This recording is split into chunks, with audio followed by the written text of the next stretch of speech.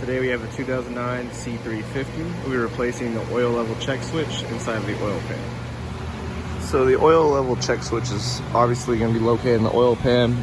First thing we're going to do is with the number 13, we're going to go ahead and drain the oil. From there, we're going to go ahead and remove that bottom of the oil pan here after we drain the oil out. After draining out the oil, I'm going to torque down the drain plug at 22 foot-pounds.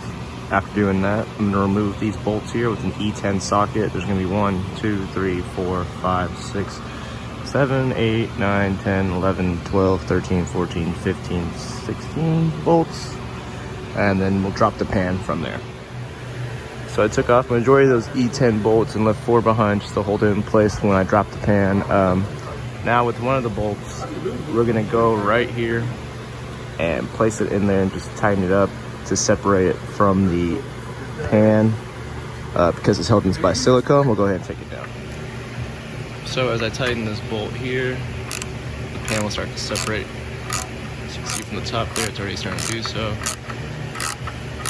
So now we're just going to remove it, just kind of go around, working around the sides, and take it out and get to that oil check level sensor.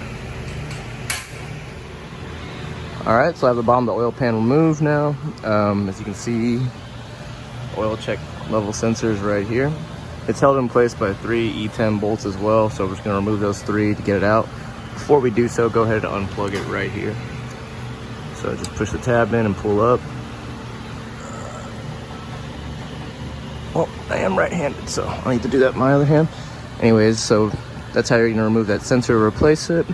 But before we even replace it and get the new sensor in place and put the oil pan back on, we're going to go ahead and clean off this entire surface because it's held in by silicone. We're going to want it to adhere properly. So we're going to clean up all this around here and then get everything done. So let's go ahead and get this cleaned up and remove that sensor as well and replace it. So after cleaning off the surface as best as I can, prepping it for silicone again, I'm going to go ahead and install my new sensor here. Just go ahead and just push it through.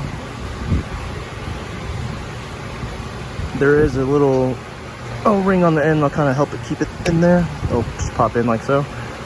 This clips on to here, where you see a little indentation. Just go ahead and just kind of wiggle it in there, like so. And then this obviously attaches directly right here.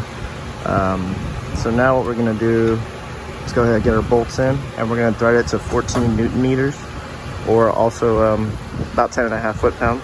So let's get that going in there and we can start closing things up. So I have my sensor in place, torqued down to 10.5 foot-pounds, like so. I also have the bottom of the oil pan prepped and ready to go. You're gonna wanna put a copious amount of silicone around, just the more the merrier, really. So now we're gonna go ahead and put it on and just thread the screws in and keep it in, and then we're gonna torque it down. So let's get it in place now. So I got all my bolts threaded in now. As you can see, the silicone's coming out the side, which is pretty much exactly what we want. Get a good seal on there. So we're gonna torque it down 9 Newton meters, or about 6.5 to 7 foot-pounds. I'm just gonna do it at 7, just having a little extension on my torque wrench. And after that, we're pretty much done. So just have to fill up with the oil. I believe it's 8 liters or 8.5 quarts of oil for this vehicle specifically. And after that, we're done. Just clear a check engine light for it, and that's it. So thanks for watching, y'all. Please like and subscribe for more videos to come.